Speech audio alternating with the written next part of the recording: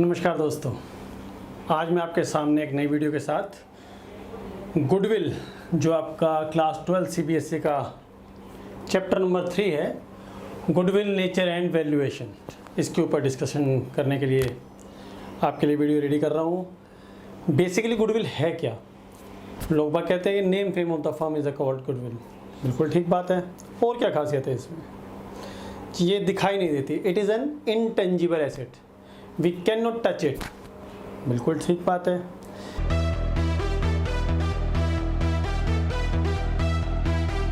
If you have paid something for goodwill, if you have paid money for goodwill, for buying that goodwill, it means, for example, you have opened a shop of confectionery and you want to get the name of Bikaner's. You cannot write Bikaner because it is a registered firm. आप बीकानेर का नाम अपनी दुकान के ऊपर नहीं लिख सकते, लेकिन बीकानेर से अगर आप कॉन्ट्रैक्ट कर लें, आप उनसे उनकी डिमांड की हुई मनी उनको प्रोवाइड कर दें, तो वो आपको ऑफर कर देते हैं कि yes you can write our name on your shop. It means you have paid something for that. तो बिजनेस में अकाउंटिंग स्टैंडर्ड नंबर 26, ये मैंने मेंशन किया, अकाउंटिंग स्टैंडर्ड 26 ये कहता है कि आप बुक्स में गुडविल को कहीं शो नहीं करेंगे, लेकिन केवल शो तब करेंगे जब आपने इसके लिए कोई मनी पे की हो। If you have paid consideration against it then you can account it the goodwill, otherwise you can not write goodwill in your balance sheet और इन योर बुक्स। बिल्कुल ठीक बात है। बात करते हैं मीनिंग की। मीनिंग में एक बहुत अच्छी डेफिनेशन है, when a man pays for goodwill, he pays for something which places him in the position of being able to earn more than he would be able to do by his unaided efforts. जब एक आदमी पे करता है goodwill के लिए, जब आदमी गुडविल के लिए पेमेंट करता है, तो उसको एक अच्छी पोजीशन मिल जाती है। क्या मिल जाती है? He pays for something, वो एक ऐसी चीज के लिए पेमेंट कर रहा है which places him in the position of being able to earn, जो उसको एक ऐसी पोजीशन पे ले आती है जहां पे वो इस टाइप का, इस एबिलिटी में आ जाता है कि वो ज़्यादा प्रॉफिट अर्न कर सके। मैंने शॉप बीकानेर वर्ड नहीं लिखा, मैंने अपना शर्मा स्वीट्स लिख दिया, या मैंने वर्मा स्वीट्स लिख दिया, या मैंने आहूजा स्वीट्स लिख दिया। It doesn't mean that I will earn that much money when I will write name Bikaner shop. Bikaner का नाम चलता है, लोग बीकानेर देख के घुस जाते हैं, शॉप में से बाइंग कर लेते हैं। क्यों? क्योंकि उनको उसकी क्वालिटी के ऊपर विश्वास है। But they have not, they don't have the knowledge about your name, Sharma sweets और वर्मा स्वीट्स और आहूजा स्वीट्स और Kohli sweets etcetera. It means अगर आपने कुछ पेमेंट की और आपका बोर्ड चेंज हो गया, इट मीन्स आप एक ऐसी पोजीशन पे आ गए कि जितना प्रॉफिट आप पहले अर्न करते, अब आप उससे ज़्यादा अर्न करेंगे। तो मीनिंग में बहुत अच्छी डेफिनेशन है, when a man pays for goodwill, he pays for something which places him, जो उसको उस पोजीशन पे जाते हैं, in the position of being able to earn more than he would be able to do by his unaided efforts. बिना helping efforts के वो जितना कमाता हो उससे ज़्यादा की पोजीशन पे वो पहुंच जाता है। This is called goodwill. Goodwill को बुक्स में लिखते हैं उस कंडीशन में जब हम उसके लिए पेमेंट करते हैं। अगर बुक्स में गुडविल के लिए पेमेंट नहीं करी है, you will not write the name of goodwill in your books as per accounting standard number 26। दूसरी बात ये कहता है, हमें गुडविल की वैल्यूएशन की ज़रूरत क्या है? अभी तो आपको मैंने अभी सिंपल सा एक एग्जांपल दिया कि अगर आप एक पोजीशन पे रहना चाहते हैं, आप दूसरे के नाम को बाय करते हैं, तो आप प्रॉफिट अर्न कर जाएंगे, आप अच्छे प्रॉफिट अर्न कर सकते हैं। तो this is necessary for buying the goodwill of the other partners, buying the goodwill of other firms. पहला है when there is change in profit sharing ratio. Let assume we are 2 partners और 3 partners. चलिए मान लेते हैं ए, B and सी 3-2-1 के partners हैं। It means वो जब भी प्रॉफिट होता है 3-2-1 में शेयरिंग कर लेते हैं। लेट अज्यूम उन्होंने अपनी फर्म को बंद किया तो अब उसके सारे एसेट्स बिक गए, सारी लायबिलिटीज हो गई, लेकिन गुडविल के लिए अलग से उन्हें 1 लाख रुपीस पेमेंट मिली कि आपका नेम हम परचेज कर रहे हैं, ये नाम अब कोई और यूज़ नहीं करेगा, आप भी यूज़ नहीं करेंगे, और हम इसके बदले आपको 1 लाख रुपीज़ पे कर रहे हैं। एग्रीड? तो 1 लाख रुपीज़ किसको मिलेगा? तीनों में शेयरिंग हो जाएगी। लेकिन अगर ये अपना रेशो बदलना चाहते हैं, आज बिजनेस सेल नहीं करना चाहते, रेशो बदला और उसके बाद इन्होंने सेल कर दिया, तो जो गुडविल मिलेगी तो रेशो मिलेगा 1:1:1। इट मीन्स जब पहले गुडविल मिलती तो इसको ज़्यादा मिलती और अब इसको इक्वल मिल रही है, इसको लॉस हो सकता है। तो क्या रेशो बदलते हुए इसको ध्यान नहीं रखना चाहिए कि मेरा वो लॉस हो सकता है? आने वाले टाइम में अगर हम गुडविल सेल करेंगे तो जो आज मुझे मिलने वाला है कल मुझे उससे कम मिलेगा। तो उस चीज़ की एडजस्टमेंट करने के लिए जब भी रेशो चेंज होती है तो गुडविल के अमाउंट की एडजस्टमेंट एंट्री करते हैं, तो उस समय आपको गुडविल का वैल्यूएशन होगा, तभी आप कर सकते हैं, अदरवाइज आप नहीं कर पाएंगे। तो when there is change in profit sharing ratio, 3 partner profit sharing ratio change कर रहे हैं, उस कंडीशन में उन्हें गुडविल का पता होना चाहिए कि किसको कितना लॉस या प्रॉफिट होने वाला है, उसको वो आज ही ट्रांसफर कर लेंगे। मान लेते हैं 60,000 की गुडविल थी, अगर ये प्रॉफिट शेयरिंग रेशो बिना बदले गुडविल सेल करते हैं तो 30-20-10 मिलता, लेकिन अगर रेशो बदल दिया और उससे अगले दिन सेल करते हैं तो इसको 20, इसको भी 20 और इसको भी 20 मिलेगा। यानी जहां इसको 30, 20 और 10 मिलता, वहां इसको कितना मिल रहा है? 20। तो इसको 10 का लॉस हो जाएगा, तो ये रेडी नहीं होगा अपनी रेशो बदलने के लिए। तो रेशो बदलने के लिए ये कहेगा मेरे को 10 का लॉस हो जाएगा। It means he need 10,000 at this time to get change his profit sharing ratio. इसको मिलता 10 और नई रेशो में इसको मिलेगा 20। It means he is going to be getting more 10,000 rupees. तो इस कंडीशन में इसको प्रॉफिट होने वाला है, तो ये कहेगा ठीक है मैं आज ही आपको 10,000 पे कर देता हूँ, रेशो बदल लेते हैं और आज के बाद हम जब भी प्रॉफिट डिस्ट्रीब्यूट करेंगे नई रेशो में किया करेंगे। तो when there is change in profit sharing ratio there is a need for valuation of goodwill. Simple. Second, when new partner is admitted, 2 partner हैं, 10 साल से बिजनेस चला रहे हैं, बिजनेस चलाते चलाते अब इनके पास रेडी ऑर्डर आने शुरू हो गए हैं। इट मीन्स इनका नेम फेम फैल चुका है। सी नया पार्टनर बन रहा है, जो मनी इन्होंने इन्वेस्ट करी है वो कहते हैं तू भी इन्वेस्ट कर, ये कहता है ठीक है कर देता हूं। अब उसके बाद अगर बिजनेस की वैल्यूएशन हुई और गुडविल सेल करते हैं तो ये पार्टनर बन गया, तो इसको कुछ मिल जाएगा बिना एफर्ट्स के। तो ये क्या ऐसा होना देंगे? नहीं। तो नए पार्टनर से उस समय कहा जाता है कि आप अपना प्रीमियम ऑफ गुडविल लेकर के आए और हमें दे दें जितना हमें लॉस होने वाला है, सो दैट कि अगर डे आफ्टर टुमारो और आफ्टर 10 डेज और आफ्टर 1 ईयर और आफ्टर 10 ईयर अगर हम गुडविल बेचते हैं तो उस समय आपको आपका शेयर मिल जाएगा और हमें कोई लॉस नहीं होगा।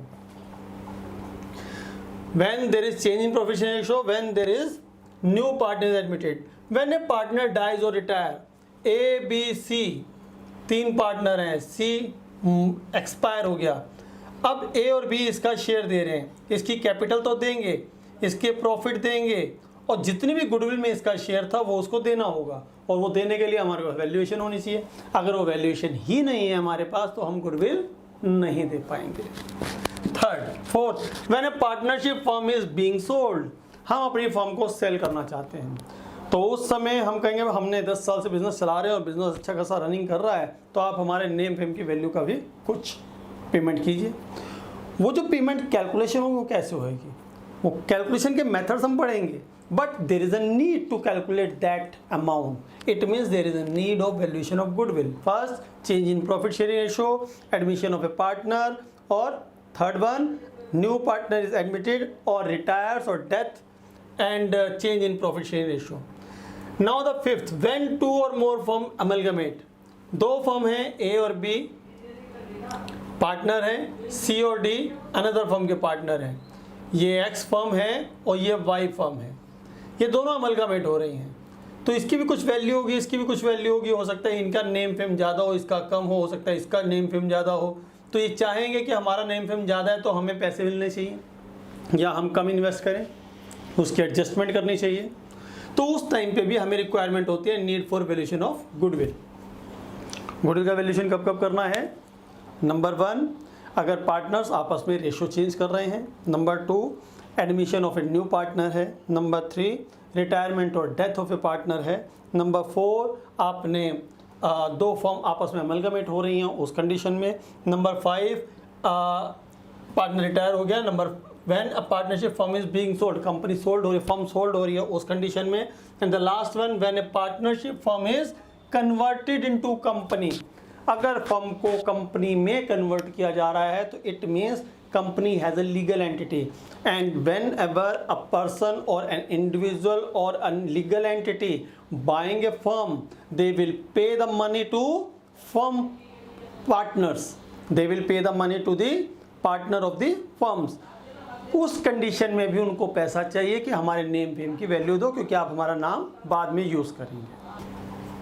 6 when a partnership firm is converted into company, अगर कंपनी किसी फर्म को बाय कर रही है या फर्म कंपनी में कन्वर्ट हो रही है, दोनों पैटर्न सेम से हैं।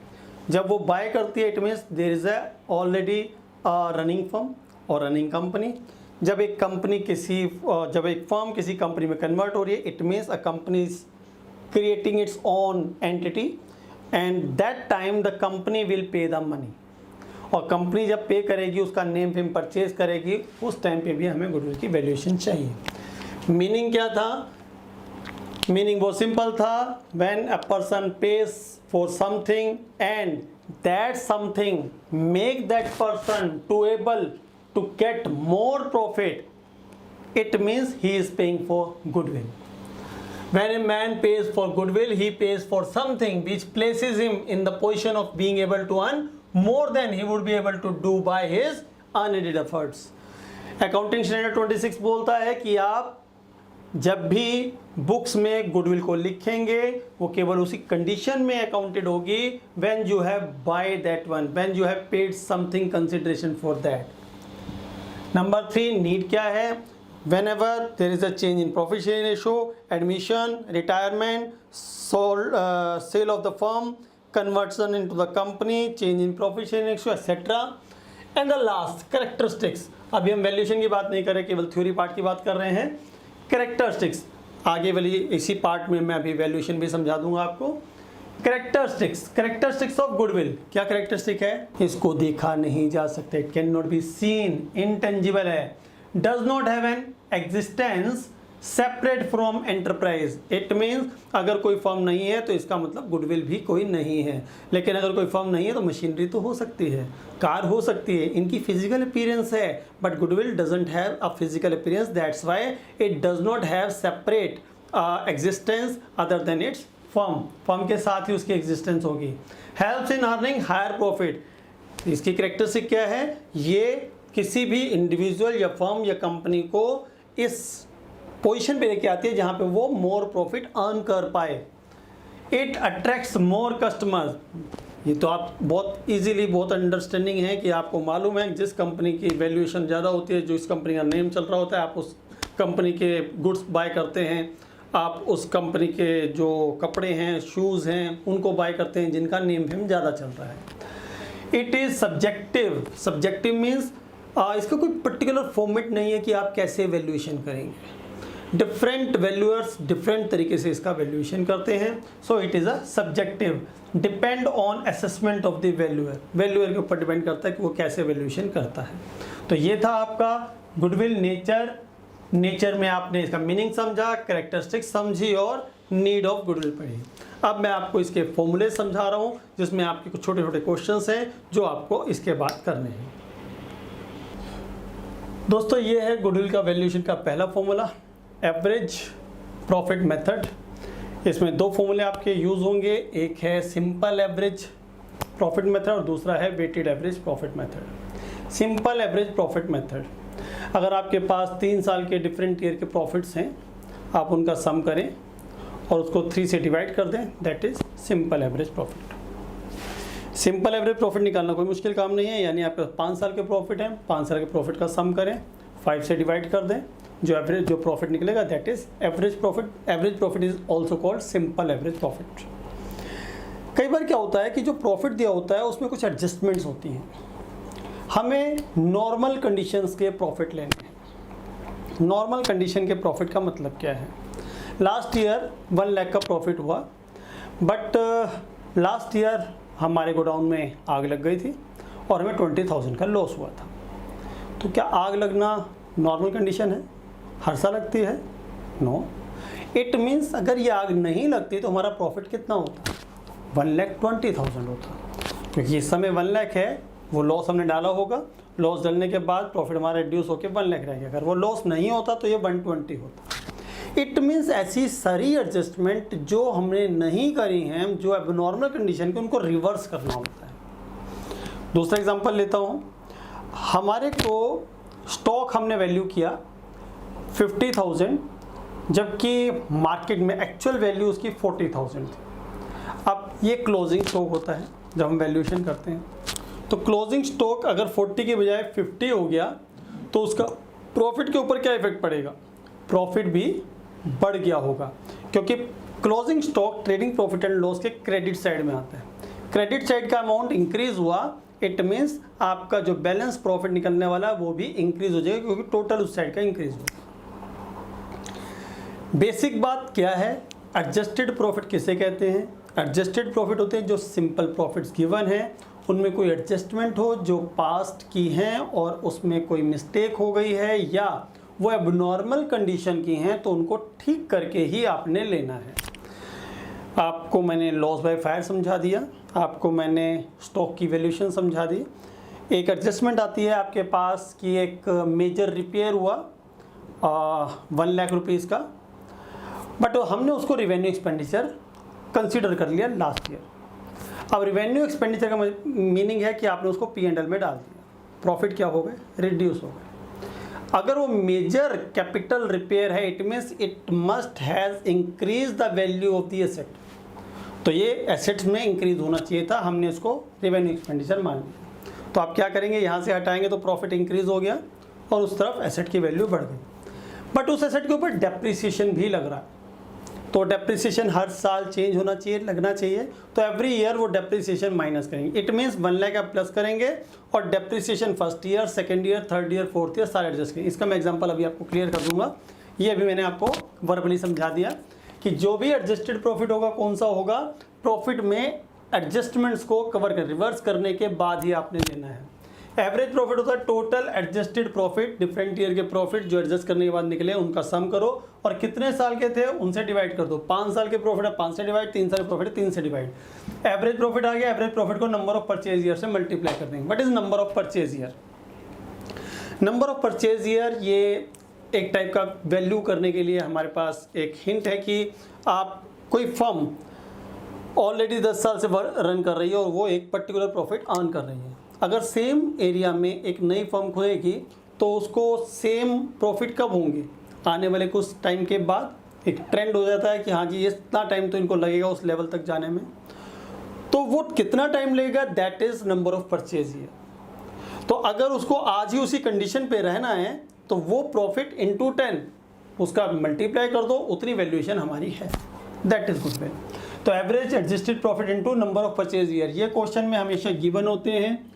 ये एडजस्ट करके यानी डिफरेंट ईयर प्रॉफिट होंगे उनको एडजस्ट कर लेना, नंबर ऑफ ईयर से डिवाइड कर देना, एवरेज प्रॉफिट हो जाएंगे और गुडविल आपके पास। वेटेड एवरेज, आप 11th क्लास में स्टैट्स पढ़ाया आपने। वेटेड एवरेज होता था, एक प्रॉफिट मान लेते हैं आपके पास गिवन है 1 लाख, 2 लाख, 1 लाख, 2 लाख, फिर इधर वेट दिए होते थे 1, 2, 3, 4 टाइम के अकॉर्डिंगली। तो हम निकालते थे वेटेड एवरेज यानी 1 लाख, 4 लाख, 3 लाख एंड 8 लाख, फिर इसका सम करते थे 16 lakh divide by number of weights 10, it means 1.6 lakh is adjusted profit, weighted adjusted weighted profit.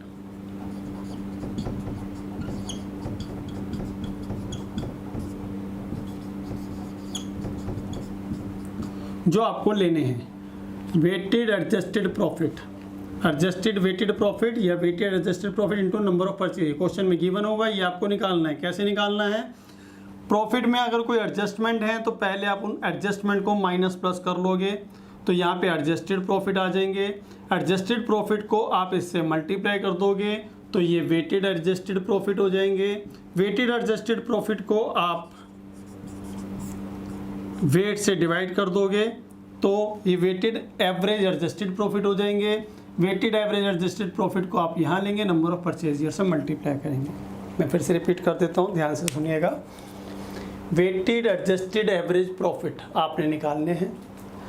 आपके पास प्रॉफिट गिवन होंगे, उन प्रॉफिट के वेट्स गिवन होंगे और मे बी पॉसिबल कुछ एडजस्टमेंट्स गिवन हो। तो पहले आपने एडजस्टमेंट को नलीफाई करना है, रिवर्स करना है, जो मैंने अभी आपको समझाया था। लॉस बाय फायर हुआ तो उससे प्रॉफिट के ऊपर क्या इफेक्ट पड़ा, उसको रिवर्स करना है। लेट अज्यूम हमारे पास फर्स्ट ईयर 1 लाख का प्रॉफिट था, but that year there was a fire, because of that 10,000 हमें लॉस हुआ। अगर वो लॉस नहीं होता तो हमारा प्रॉफिट कितना होता, 110। तो एवरेज प्रॉफिट हो जाता 110, 1,10,000 इंटू 1। ऐसे इसका भी आप adjusted profit into weight, adjusted profit into weight, ये सब मल्टीप्लाई करिए। ये हो गए आपके weighted adjusted profit total. Weight से डिवाइड किया, वेटेड एडजस्टेड एवरेज प्रॉफिट। ये वेटेड एडजस्टेड एवरेज प्रॉफिट निकालने के लिए आपने क्या किया, टोटल एडजस्टेड वेटेड प्रॉफिट को टोटल वेट से डिवाइड कर दिया, दैट इज वेट। ये एवरेज प्रॉफिट आ गए। एवरेज प्रॉफिट कौन से वाले, वेटेड वाले, into number of purchase year goodwill. दोनों में क्या डिफरेंस है, उसमें सिंपल एवरेज प्रॉफिट है, इसमें वेटेड एवरेज प्रॉफिट है। तो ये दो फॉर्मूलेज आपके पास हैं। इसके बाद नेक्स्ट आता है सुपर प्रॉफिट मेथड।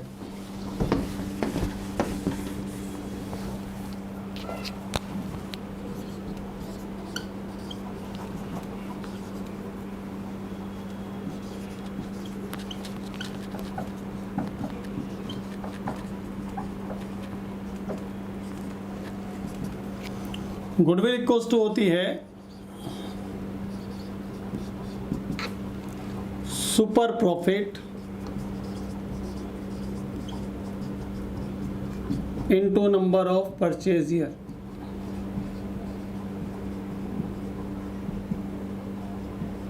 ये क्वेश्चन में गिवन होगा, how will you calculate super profit. Super profit equals to normal profit, sorry actual profit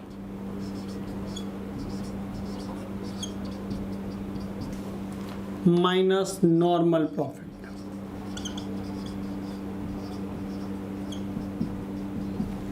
what is, ये क्वेश्चन में गिवन हो, what is normal profit.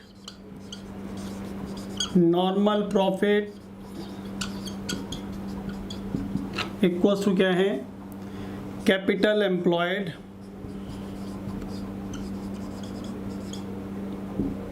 Into rate of return.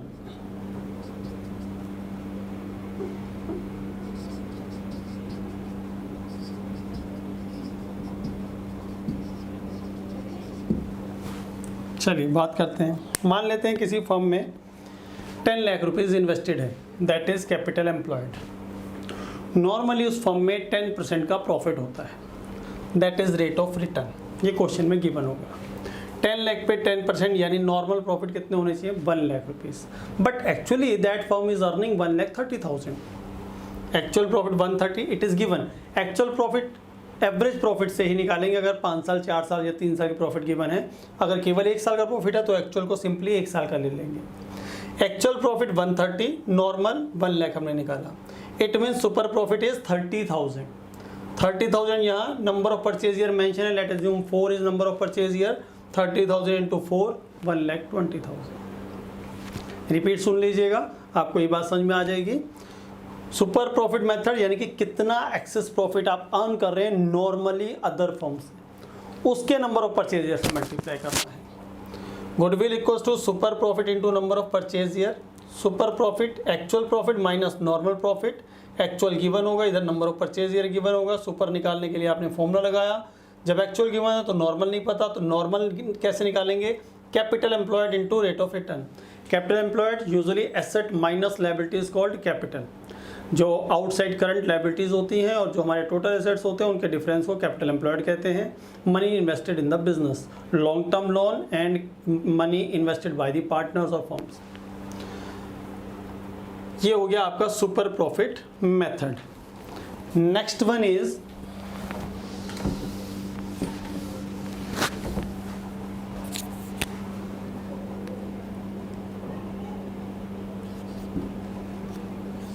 Capitalisation method,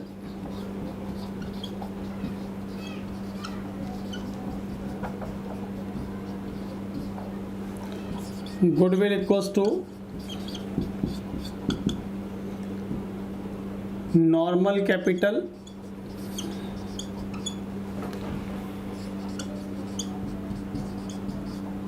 minus actual capital.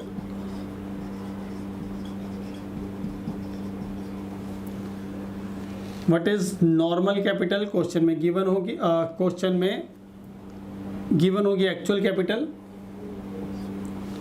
Normal capital equals two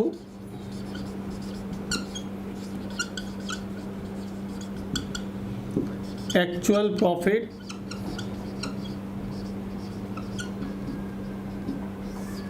upon rate of return.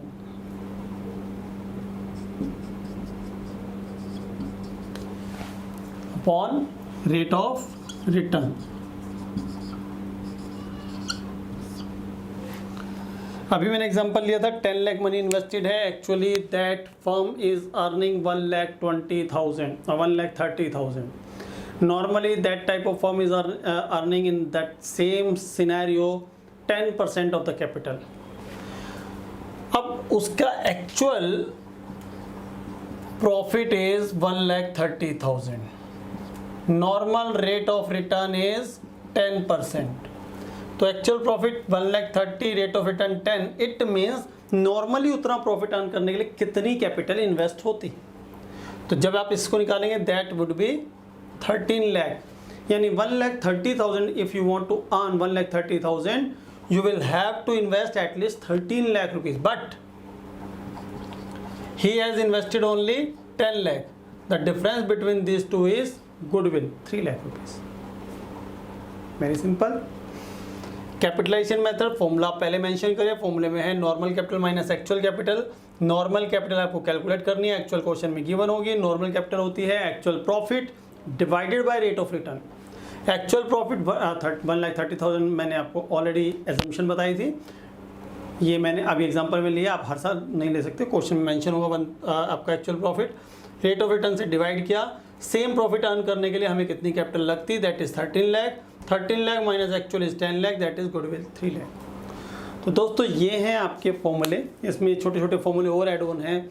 Capitalisation of super profit, तो उसमें भी कुछ नहीं करना, आप केवल सुपर प्रॉफिट को यहाँ लेंगे और उसको रेट ऑफ रिटर्न से डिवाइड कर देंगे. मैं आपको यहाँ लिख देता हूँ capitalization of super profit. Super profit निकालने का फॉर्मूला सेम रहेगा जो पहले समझाया है. तो super profit upon rate of return. Just this is the formula.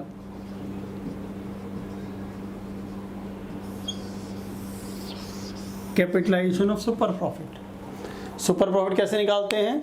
Actual profit minus normal profit, और सुपर प्रॉफिट निकल गया उसको रेट ऑफ रिटर्न से डिवाइड करें, यानी एक्सेस. जैसे यहाँ पे हमने 30,000 वो एक्सेस अर्न कर रहा था, 30,000 divide by rate of return 3 lakh, उसी गुडविल हो गया. दोस्तों ये थे फॉर्मूले. मैं veeducation@gmail.com आपको बार बार कहता हूँ कि आपकी कोई प्रॉब्लम्स हो, कोई क्वेरी हो, कोई क्वेश्चन सोल्व नहीं हो रहा है, तो आप उसकी फ़ोटो खींच के सेंड कर सकते हैं. मैं आपको रिजॉल्व करके उसको सेंड कर सकता हूँ, आपको उसकी वीडियो बना के भी भेज सकता हूँ. छोटी छोटी वीडियोज़ आपको मिलती रहेंगी लगातार. ये गुडविल वैल्यूएशन का टॉपिक था, छोटा सा ही टॉपिक है, इससे बड़ा टॉपिक नहीं है. इसकी एक ही वीडियो आपके पास रहेगी. अगर इसकी कुछ क्वेरीज आपके पास से आती हैं तो मैं इसके कुछ क्वेश्चन भी सॉल्व करके आपके पास वीडियो प्रेजेंट कर दूंगा. तो दोस्तों आज के लिए इतना ही. Thank you.